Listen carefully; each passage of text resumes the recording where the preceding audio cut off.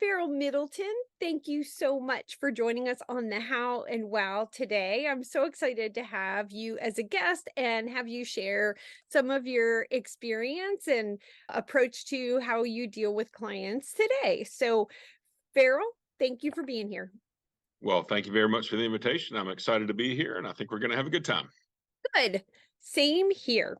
Okay, so in terms of how I met you not terribly long ago, but it was at our BNI meeting. Do you want to talk a little bit about what brought you to the networking group? Sure. Yeah. Actually, just very quickly, I retired from home building after 36 years. I did that last year. And so I started my second career of teaching, coaching, mentoring, and I decided to get into the networking business. I felt that I needed to do that. And so I started doing that earlier this year. And I just joined BNI in February. So I'm not too much more senior than you are in the group. Oh, Yeah, I was an operations guy for my entire career, so the whole networking and socializing thing is new to me, and I never realized there were as many coffee shops around Atlanta as there are. I think I've been to every single one of them now.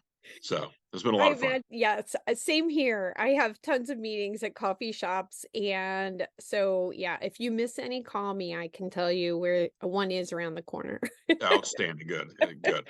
I'm glad to hear that. So, anyway, yes, that is how you and I met a couple of months ago, Yep. and that's a new part of my professional life, and I'm thoroughly enjoying it. Good.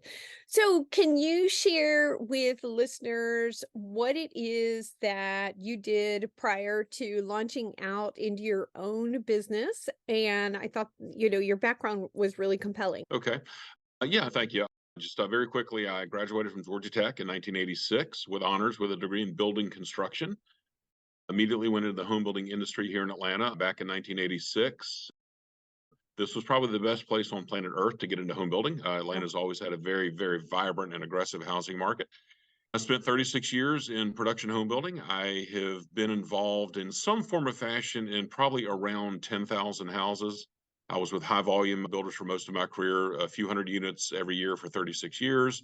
Wow. And so I've got a lot of experience with that. After doing that for so long, I had a wonderful career. I was just ready to spend my time differently. My kids are grown and I was done with the financial heavy lifting there. And I thought, I want to go do something different. So that's how I Good. ended up here today. Good, good, good. Well, that is great. One of the reasons why I thought it would be great for our audience, attorneys or people in the legal industry to hear you and have you share your experience is because you were involved in a number of lawsuits in your profession where you were actually the client.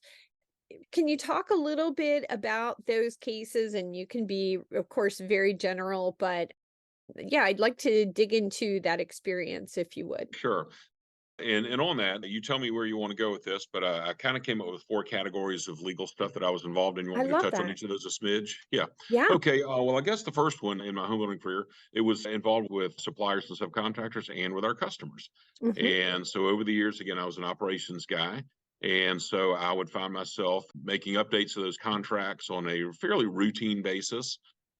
And most of the time, I would consult with our outside legal counsel to make sure that I was phrasing it correctly and that what I was saying could pass, the legal smell test and that kind of thing. So I did a lot of that as well. I did work on subdivision covenants and bylaws for neighborhoods. That was a big part of what I was involved in as well.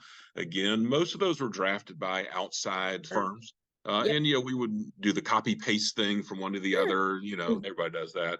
And then, over the years, we would tinker. I would come up with some kind of a new problem in a neighborhood, and I would say, "Oh, we need to put that in the next set of covenants," and that kind of thing. So I did a fair amount of that over the years, and I would review a lot of that as well. There's no doubt about that. So, with regard to municipal government, I was dealing with zoning matters and other stuff related to property, recording plats, and doing all of that fairly routine stuff on that side of things. But we did have outside counsel, of course. And I did present in front of appointed and elected committees, with municipal government. However, those were kind of on the mediocre side of things, I can say, Mhm. from just the run of the mill type of stuff. Where it got really interesting was in what I will call the litigation area Mhm. of what happened. And most of this happened with me when I was with a semi custom builder for about 18 years out here in Atlanta. And I was with this company for about 4,300 houses over that span of 18 years.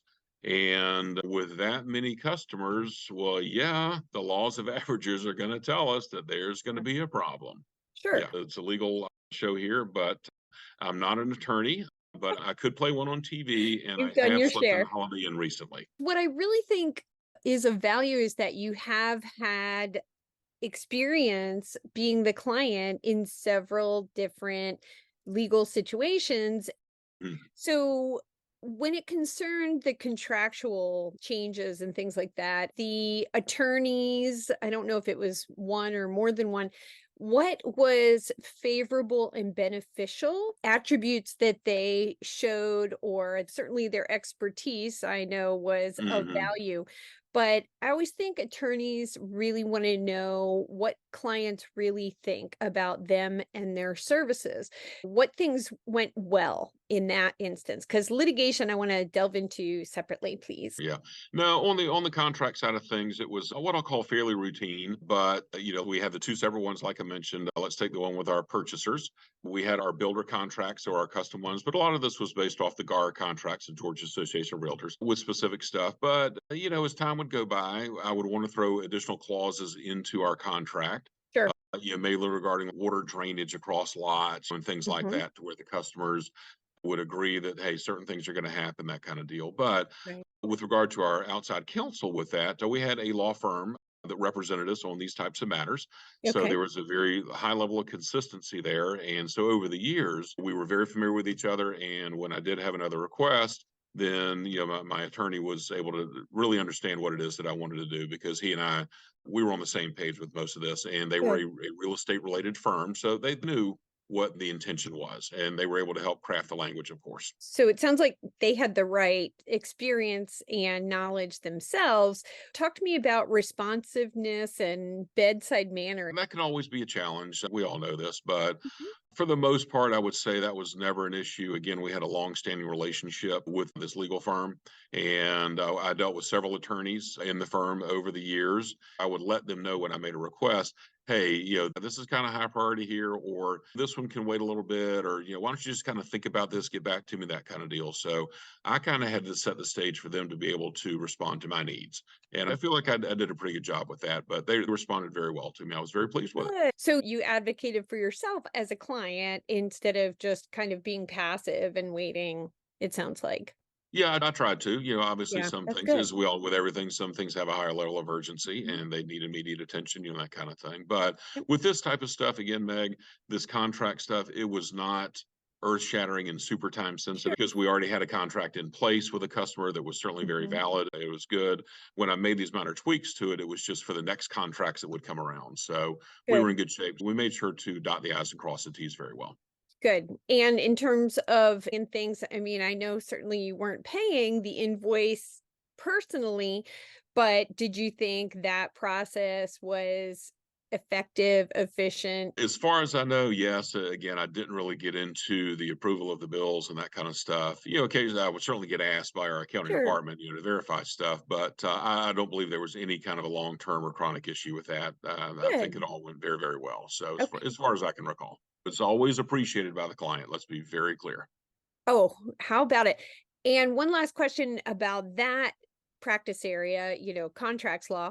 So, would you say that they were patient and would explain things to you in a way that you could understand and you felt it was an environment where you could ask questions freely and would get a response and they had patience, that type of thing? Yeah, absolutely, no doubt about it. But where I would say that we would get into debate, for lack of a better way to say it, is I'm a very practical guy. Mhm. And, things worded in layman's terms are more comfortable for me, and also Sure. when I express it to people. But Mhm. obviously, from the legal standpoint, in holding up in court of law, lawsuit, insurance claim, whatever the case may be, the language had to be very specific. And sometimes I got kind of frustrated with that, because I felt like the intent of the clause in the contract got lost in the legal verbiage. Does that Oh, make sense? it does. Sure. Yeah, I'm like, "Hey, come on, guys. This is what I'm trying to say. This is what I want the people to understand, the people being my customers, that this Right. is the intent of this clause." But then it got legalized, had to get done. So that was one part of it that sometimes it took a little while for us to, make our way through that. Good. Okay, and you felt like they heard you and, They did. knew And for again, they were involved in real estate, so knew exactly what I was talking good. about. They live in houses too. They have problems with their house and Yep. that kind of stuff. So all this stuff is very related to how people just live a normal life. Litigation, which is, Yeah. an area where I've spent a lot of my time being Okay. from the e-discovery and litigation support services background of things. So, can you share a little bit about that experience or experiences if it was numerous cases? And you're right. I used to be a pharma sales rep, and I had Okay. an attorney that would come and present to these poor doctors over a dinner program. The name of the program, I think, was What to Do When You Get Sued, because Okay. you'll probably get sued. Like, you're Yeah. gonna get sued. Yeah, chances Okay. are good. So anyway, can you share a little bit about, say, one of those? Sure. Actually, I'll give you a little bit of a summary level here. As I mentioned, with the semi custom builder for 18 years, I was actually involved in 8 arbitrations. I have been on a witness stand 3 times. Good stuff. I have been in several mediations, and I can't count how many times I've been deposed over the Okay, years. So I had a lot of that, and we'll touch on for a few minutes because that's pretty much, the majority of it is sure, mostly as far as it went. We had the arbitration clauses in the contracts and that kind of thing. sure. But basically, in my 8 arbitrations, I can say that I was 7.5 for 8 in a success rate. The half was when in a matter relating to a gentleman who was in a wheelchair, Okay, and he had trouble navigating around his house and maneuvering and that kind of thing. And we didn't do anything wrong. However, right. it was certainly challenging, and so it was issue. He had his side of things and whatever. But on the other ones, basically, I guess that my what I'll call responsible behavior and experience and that kind of thing, I was able to prove that we did not do anything intentionally wrong, nefarious, anything like that. Yep. Houses are made up of lots of moving parts and that kind of thing. So Mhm. I had a very good success rate there, and I'm very pleased with that as the years have gone by. I can imagine, because as a homeowner, I've heard a lot of builders, I've heard a lot of homeowners, my neighbors, for instance, say that, things went favorably for them. So I'm thinking Hmm. that's probably not the outcome all the time. And with the attorneys that you dealt with the focus being on trying to provide any attorneys or paralegals listening to this podcast, what was beneficial? What practices did they employ that were beneficial for you as a client to understand their process, or Hmm. what was to be expected? Yeah, I know. It's an excellent question. And again, we had counsel on our side, of course. We'll touch on that to start with. But basically, it was just a matter of really understanding what the issues were in the field relating to houses, and the matters in all these arbitrations were varied, of course, hit every stage of a house, that kind of thing. But anyway, it was really understanding exactly what the nature of the claim was from the homeowner. Of course, we had to understand that. What are they really complaining about? What do they really want? And then how did our actions, I guess, is the best way to say it, in building the house and conducting the transaction, how did we produce the product? How did we manage the relationship and that kind of thing? And so they were very good, generally speaking, at really digging in and making sure they had a good understanding of my perspective on the matter. And that Okay. helped tremendously. So they asked good questions, they were patient. So that worked well for the counsel on my side of the argument.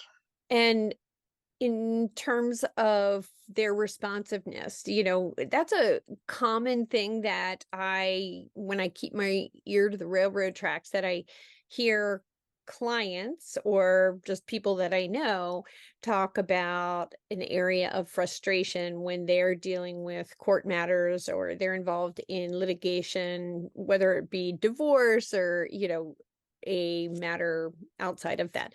But Mhm. litigation, nonetheless, that they can't get a hold of their attorney. Did you experience that ever?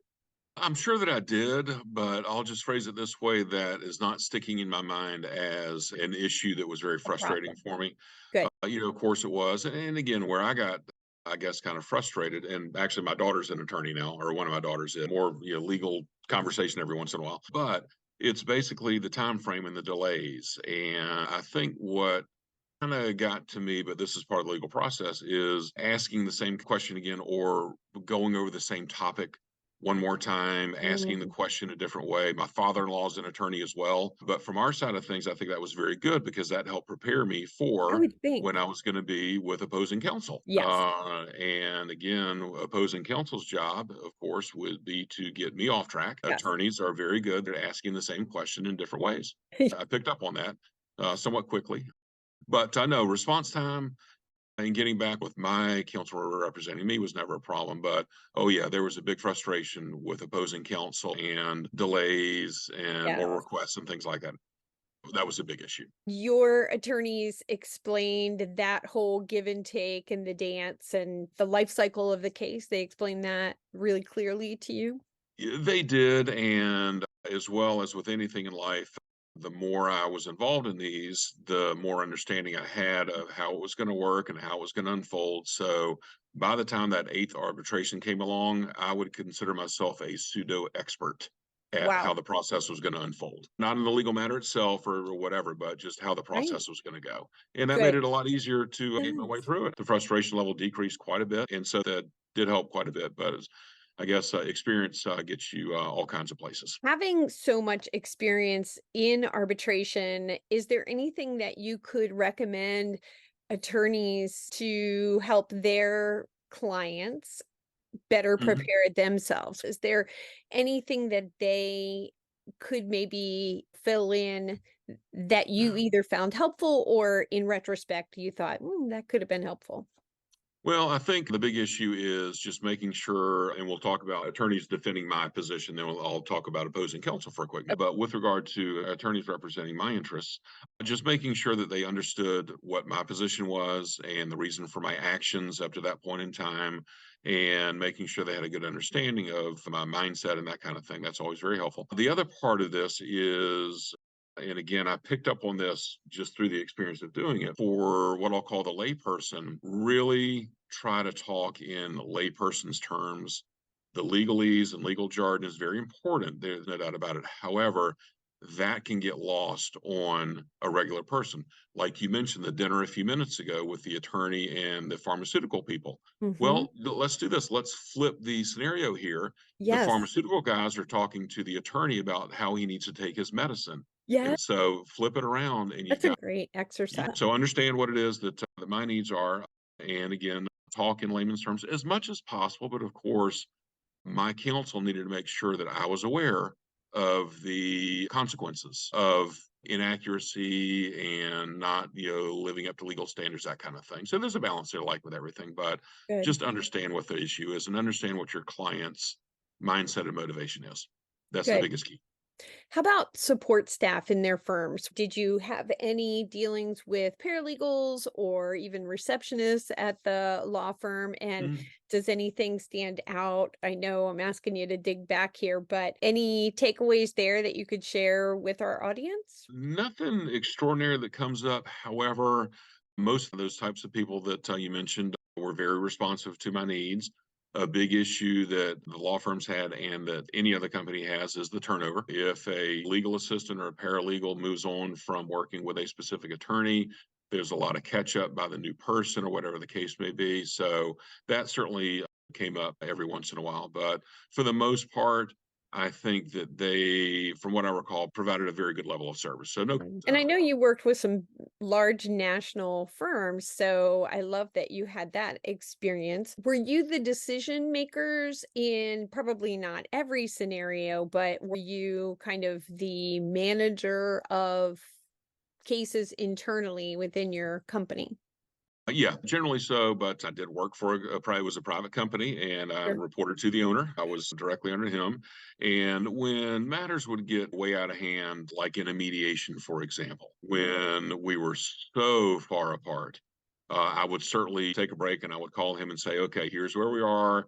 And he would say, okay, we'll throw a little more money in or whatever the case may be. It was his money. Let's be very clear. And it was the insurance company's money as well. But for the Yep. most part, in the regular stuff, he trusted me to manage the situation properly and to make the right decision at that moment in time. So that worked out fairly well. Good. Yeah. And the depositions you were involved in, did you feel prepared to do battle and answer questions? Can you talk a little bit about the experience that you had? Were you defending? You were on the defense side, I take it, because it Mhm. was involving the company that you worked for. Yes, I was on the defense side all the time with this, and I felt like I was well prepared. Number one, my attorneys did a good job of that, and on the litigation side of things, when it did get into the court cases, that would go through our insurance company. They would assign counsel Sure. to us, so that was different from, Abs as I mentioned, that did our contract law, for Yep. lack of a better way to say it. So basically, we used the same firm over the years. So with these arbitrations, I got familiar with the same staff. Occasionally, another attorney would pop in, but there was one attorney that I did the majority of the work for over this many years. And so he would prepare me very well, which was good. The other part of that is that I have a very good memory. I remember stuff that I did and why I did it in a fairly accurate fashion. Not all the time, of course, that Sure. kind of thing. But I felt very comfortable in defending my position and why either I took action or my company took action or my subcontractors took action in a certain way. I felt comfortable enough that I could defend that position. So that was good. But for the legal counsel out there that will be listening to this, a big tip I've got: when the opposing counsel was deposing me, had a Mhm. few things that come up. There was one matter where it was a large legal matter, lawsuit with a claim of in the seven figures, low seven figures, very low, but still seven figures. Sure. And we involved a lot of our trade partners in that litigation. It was a townhouse project, and Sure. there was a construction defect claim. And one day I was deposed by, I think, five different attorneys representing their respective clients, either on the opposition side or on my side, but just my associated contractors. And after the second or third one, I could tell they were going to ask me the same questions that I already answered. And everybody was sitting in the same room. Okay. And at one point late in the day, I just started answering the questions before they asked me them. My attorney was not really happy with me on that. I created some spreadsheet documents for reference purposes. And one attorney said, "Are these your documents?" I said, "Yes, I created them." Well, the next attorney said, "Hey, these documents, did you create those?" I said, "Yes, I created them." By the time the third guy got up, I said, "Yeah, you've heard this. Yes, I created these documents. Can we please move on to something else?" So I am Sure. sure that I was not helpful to them, but that to me got kind of frustrating, but I'm sure that was part of their legal process with what they had to do to properly represent their client. We were all sitting in the same room. They knew the answers to the questions. Yeah, that's funny. Yeah. Yeah, and a part of this as well, I felt like several times during the depositions over the years in different matters, the opposing counsel was not as prepared as they could have or should have been. Okay. And in an odd way, I felt like I might have known more about legal proceedings than they did. And I know that sounds kind of arrogant, that kind of thing. But they did ask good questions. They didn't ask them in a good way. That's a bit of advice to me, to the attorneys out there, and for any professional. Yeah. Know your stuff. Be prepared for the issue at hand and that kind of thing. Everybody's got that.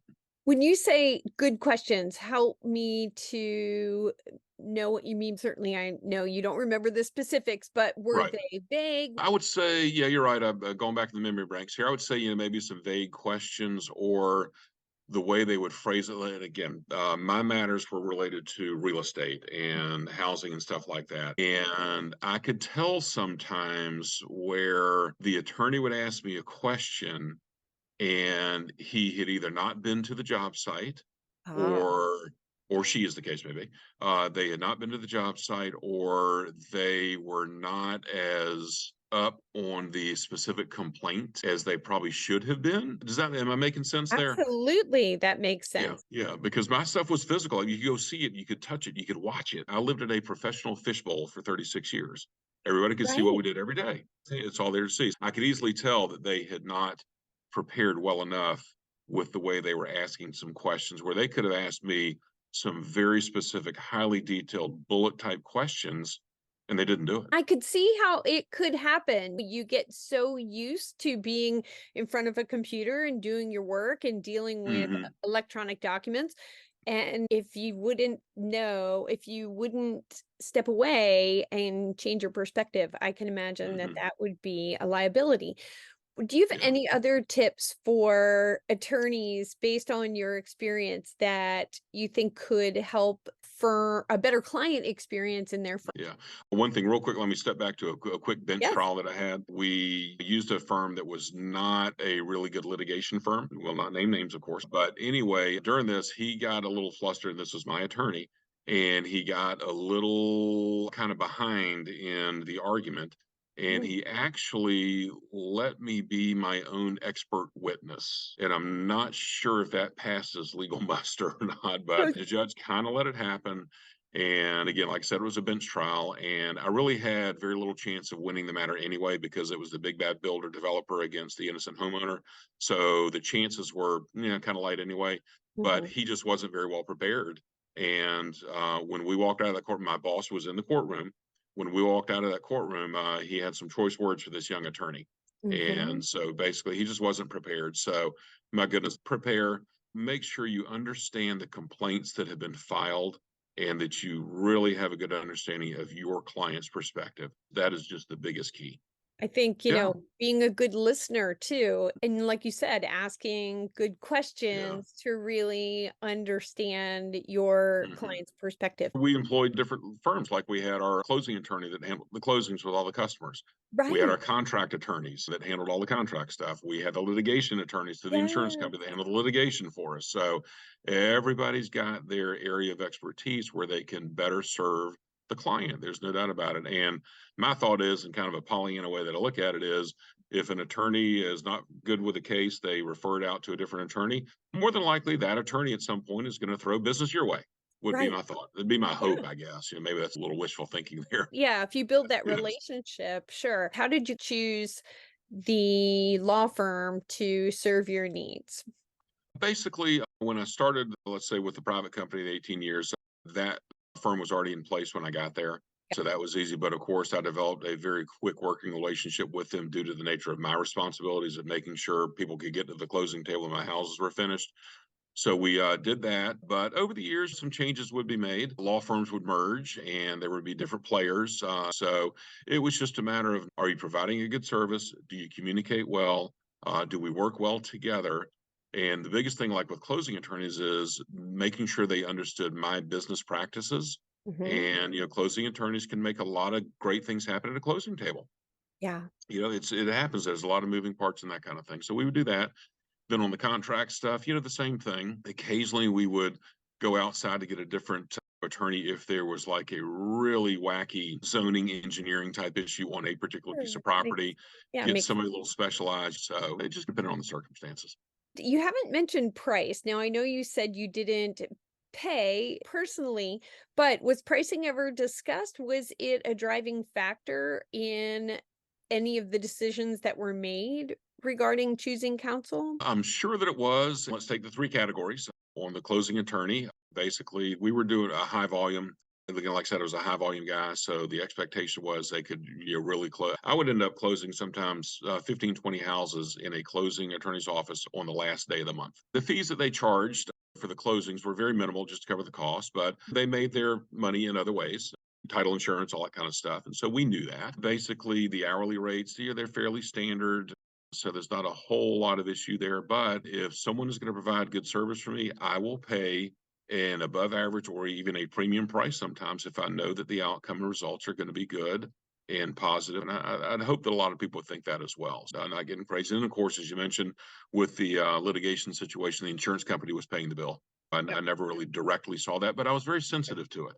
I Oh, wanted to good. make sure that I used their time effectively as well. You So were I a want to good make sure I did that. steward of the resource. I tried to be. I know that you do coaching. Why don't you talk a little bit more about how you could potentially serve attorneys in a law firm and the services that you currently provide? Okay, excellent. Thank you. The name of my company is called The Bell Curve of Life, and I've moved in the teaching, coaching, mentoring arena.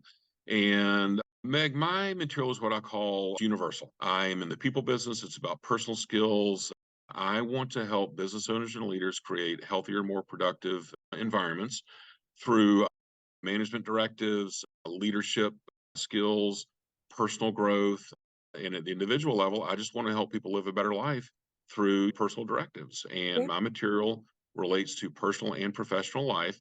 But a big cornerstone of my program is what I call A performer, A environment. And this is relative to our traditional grading scale, A, B, C, D, and F. If you put a C performer in an A environment, they can become an A performer. If you put an A performer in a C environment, they will more than likely become a C performer, or they will probably leave.